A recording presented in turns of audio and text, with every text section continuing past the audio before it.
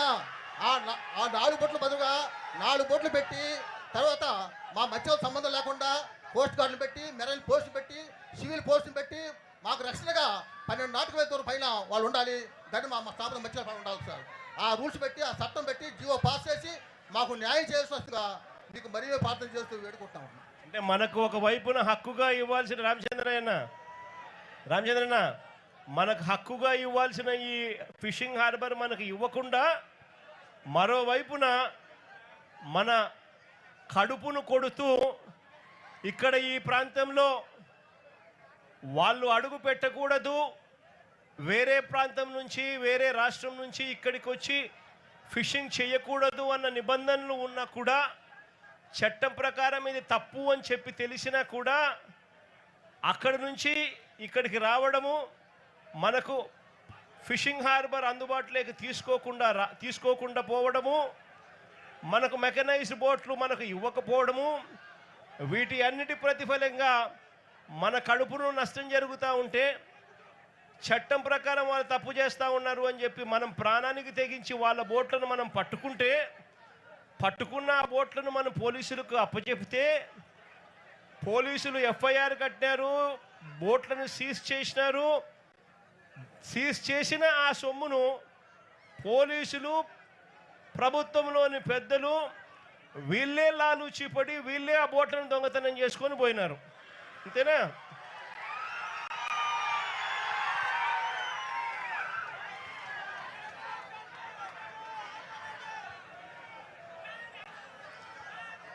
Telangana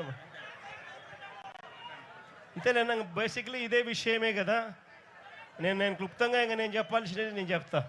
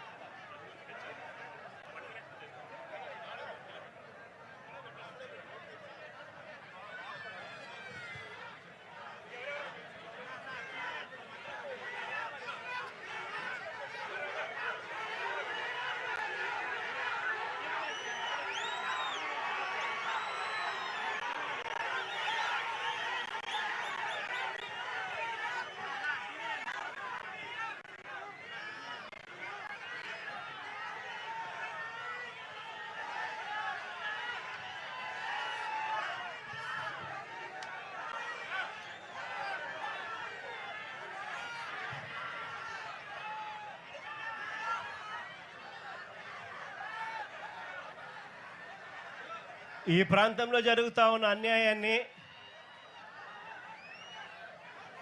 media సమక్షం ద్వారా రాష్ట్ర ప్రజలందరి దృష్టికి కూడా తీసుకొని పోయే ప్రయత్నం చేస్తూ ఉన్నాం. ఈరోజు నిజంగా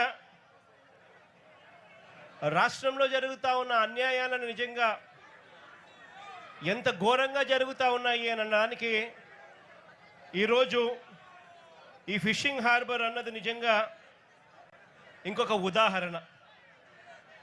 ఈ జూవలదిన్న ఫిషింగ్ హార్బర్ ఈ హార్బరే కాదు, రాష్ట్రంలో ఏకంగా వైఎస్ఆర్సీపీ ప్రభుత్వం ఉండగా,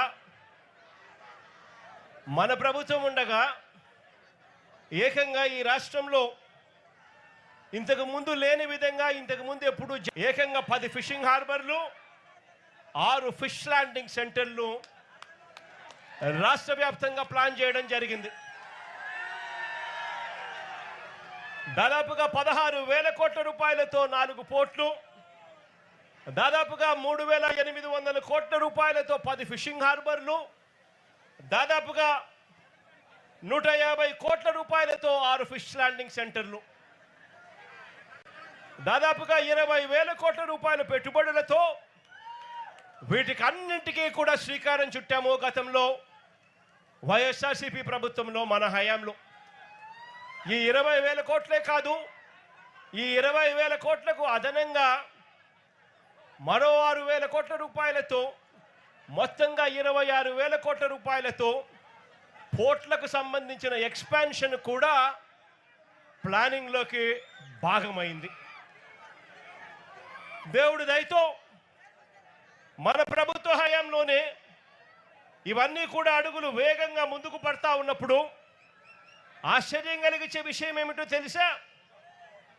పోర్టులకు సంబంధించి ఇదే పెద్ద మనిషి నేను చంద్రబాబు నాయుడు గారిని ఇక్కడ గట్టిగా నిలదీస్తూ అడుగుతా ఉన్నా.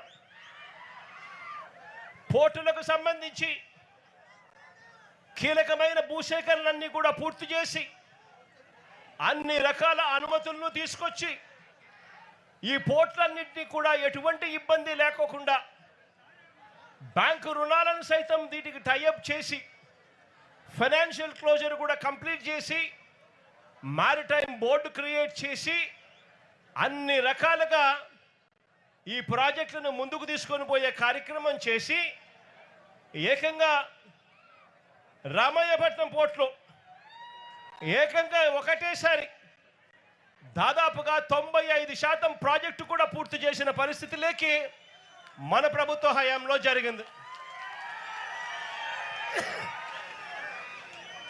శ్రీకాకుళంలోని మూలపేట పోర్టులో ఈ కీలకమైన భూసేకరణలు, అన్ని రకాల అనుమతులు, ఫైనాన్షియల్ టైఅప్లు ఇవన్నీ కూడా పూర్తి చేసుకొని ప్రాజెక్టు కూడా దాదాపుగా 35% పనులు కూడా వేగంగా పరిగెత్తించగలిగినాం.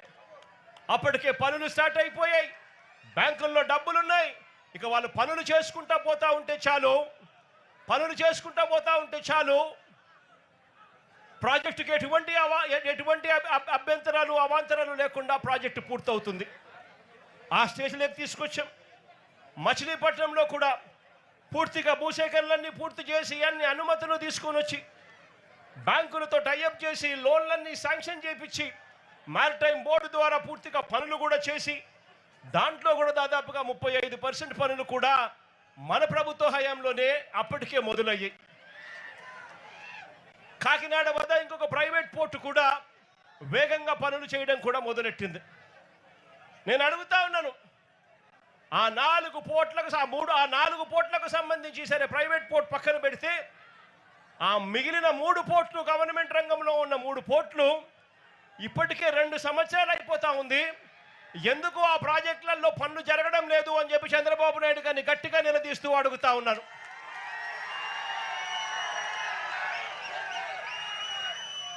ఇవి కాకుండా మరో దాదాపుగా 3,800 కోట్ల రూపాయలతో మొదలెట్టిన 10 కొత్త ఫిషింగ్ హార్బర్లు, ఇందులో జువలదిన్న ప్రాజెక్టు కాసేపటి కిందటనే ఈ జువలదిన్న ప్రాజెక్టును కూడా రాష్ట్రానికి మొత్తానికి కూడా చూపించాం. ఈ ప్రాజెక్టు వైఎస్ఆర్సీపీ ప్రభుత్వ హయాంలోనే దాదాపుగా 300 కోట్ల రూపాయలతో పూర్తిగా ఖర్చు చేసి మార్చి 12వ తారీఖున ఈ ప్రాజెక్టును వర్చువల్గా కూడా ఇనాగరేట్ చేసే కార్యక్రమం కూడా జరిగింది. ఎన్నికల కోడ్ రావడంతో మార్చి 16వ తారీఖున ఎన్నికల కోడ్ రావడంతో ఇక్కడికి వచ్చి ఫిజికల్గా చేసే కార్యక్రమం ఏదైతే ఉందో అది పోస్ట్పోన్మెంట్ అయ్యింది. ఇదే ప్రాజెక్టును మళ్ళీ ఎన్నికలు అయిపోయిన తర్వాత మోడీ గారు ఆగస్టులో మళ్ళీ ఆయన కూడా వర్చువల్గా దీన్ని స్టార్ట్ చేశారు. ఇదే జువలదిన్న ప్రాజెక్టు అన్ని రకాలుగా పూర్తయిపోయిన ఈ ప్రాజెక్టు ఇక్కడే ఈ ప్రాజెక్టులో మత్స్యకారులందరికీ కూడా ఎక్స్క్లూజివ్లీ ఫిషింగ్ హార్బర్ ఏర్పాటు చేసిన ఈ ప్రాజెక్టు మన కళ్ళ ఎదుటే కనిపిస్తుంది. పక్కనే బాపట్ల జిల్లాలో నిజాంపట్నం ఫిషింగ్ హార్బర్, అందులో 62% పనులు ఇప్పటికే పూర్తయ్యాయి మా ప్రభుత్వ హయాంలోనే. కృష్ణా జిల్లాలోని మచిలీపట్నం హార్బర్ను అక్కడ దాదాపుగా 57% పనులు పూర్తయ్యాయి మన ప్రభుత్వ హయాంలోనే. కాకినాడ జిల్లా ఉప్పాడలో మరో ఫిషింగ్ హార్బరు మన ప్రభుత్వ హయాంలోనే 56% పనులు పూర్తయ్యాయి. ఈ 4 ఫిషింగ్ హార్బర్లు యుద్ధ ప్రాతిపదికన అడుగులు వేగంగా ముందుకు పడతా ఉన్న పరిస్థితులు. మరోవైపున ఫేజ్ 2 కింద, 2వ ఫేజ్ కింద శ్రీకాకుళం జిల్లాలో బూడగట్లపాలెం, మంచినీళ్ళపేట ఈ 2 ఫిషింగ్ పోర్ట్లను శ్రీకారం చుట్టాము. అనకాపల్లి జిల్లాలో పూడిమడక కూడా శ్రీకారం చుట్టాము. పశ్చిమ గోదావరి జిల్లాలో బయ్యపు తిప్ప దగ్గర మరో ఫిషింగ్ హార్బర్కు శ్రీకారం చుట్టాము. బాపట్ల జిల్లాలో వాడరేవుకు మరో ఫిషింగ్ హార్బర్కు శ్రీకారం చుట్టాము. ప్రకాశం జిల్లాలో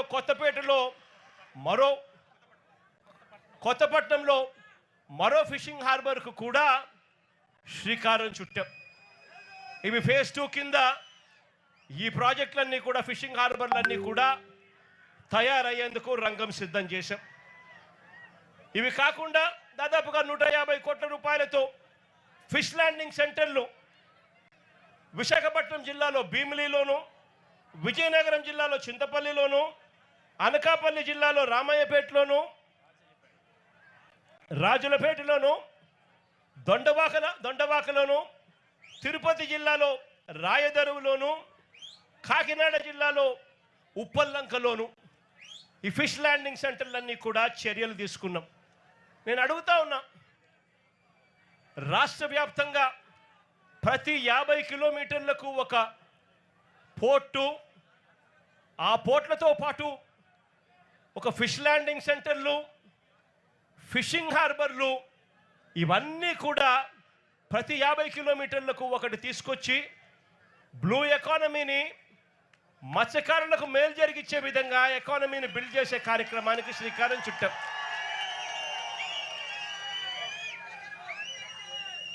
మత్స్యకారులందరికీ కూడా మంచి జరగాలని చెప్పి ఎక్కడెక్కడ మత్స్యకారులు ఉన్నారో వాళ్ళందరినీ కూడా మ్యాపింగ్ చేసి ఏకంగా ప్రతి చోట వాళ్ళ కోసమే ఈ ఫిషింగ్ హార్బర్లన్నీ కూడా నిర్మించడానికి శ్రీకారం చుట్టాం. నేను అడుగుతా ఉన్నాను, ఇదే చంద్రబాబు నాయుడు గారిని గట్టిగా నిలదీస్తూ అడుగుతా ఉన్నాను, అయ్యా చంద్రబాబు నాయుడు గారు, నువ్వు ఏ రోజు కూడా ఈ మాదిరిగా మత్స్యకారుల గురించి కానీ రాష్ట్రం గురించి కానీ ఏ రోజు ఆలోచన చేయలేదు. ఈ మాదిరిగా పోర్టులు కట్టాలని కానీ, ఈ మాదిరిగా మత్స్యకారులకు మేలు చేస్తూ ఫిషింగ్ హార్బర్లు కట్టాలని కానీ, ఫిష్ ల్యాండింగ్ సెంటర్లు కట్టాలని చెప్పి కానీ ఏ రోజు నువ్వు ఆలోచన చేయలేదు. ఏ రోజు వాళ్ళకు మంచి జరిగించే కార్యక్రమం చేయలేదు. చివరకు నువ్వు ఎలాగూ చేయలేకపోతివి, కనీసం జగత్ చేసిన పని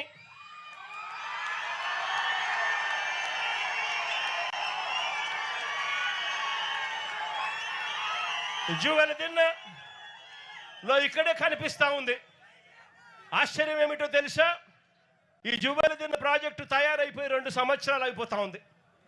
ఈ 2 సంవత్సరాలలో నేను మార్చి 12వ తారీఖున 2024లో జాతికి అంకితం చేస్తే ప్రధానమంత్రి మోడీ గారు ఇదే ప్రాజెక్టును మళ్ళీ ఆగస్టు 2024లోనే జాతికి అంకితం చేశారు. నేను అడుగుతా ఉన్నా, మరి జాతికి అంకితం చేసి దాదాపుగా 2 సంవత్సరాలు దాటుతా ఉంది. ప్రధానమంత్రి గారు కూడా జాతికి అంకితం చేసి దాదాపుగా 1.5 సంవత్సరం పైగానే దాటుతా